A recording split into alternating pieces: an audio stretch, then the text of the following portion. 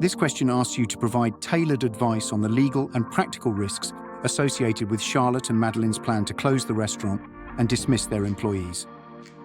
You need to offer informed recommendations based on employment law principles, particularly focusing on redundancy and dismissal procedures.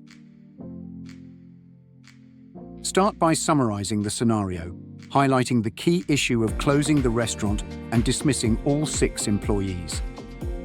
Then, identify and explain the legal risks involved in their current approach.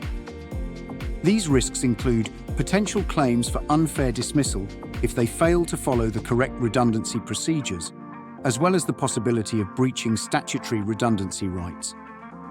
The fact that they plan to give only 2 weeks' notice, regardless of each employee's length of service, could also lead to claims for inadequate notice periods. Next, discuss the statutory redundancy pay entitlements for each employee based on their length of service and age. For instance, Angelica, with 8 years of service, is entitled to a significant redundancy payment, which increases due to her age. Saffron, with 5 years of service, is also entitled to redundancy pay, while Chip, Cherry, Reese and Carmel, with 1 year of service, may be entitled to a smaller payment, but still need to be considered.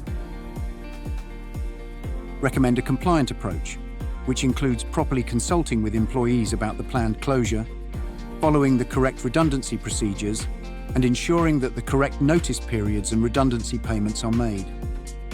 Charlotte and Madeleine should also consider offering support for employees in finding new jobs, which could help mitigate any negative impact. Emphasize that following a legally compliant process not only reduces the risk of legal action, but also upholds ethical standards and maintains the company's reputation. Conclude by summarizing your advice, reiterating the importance of following the correct legal procedures to avoid significant legal and financial consequences. To achieve a top mark, your response should demonstrate a thorough understanding of employment law, particularly regarding redundancy and dismissal.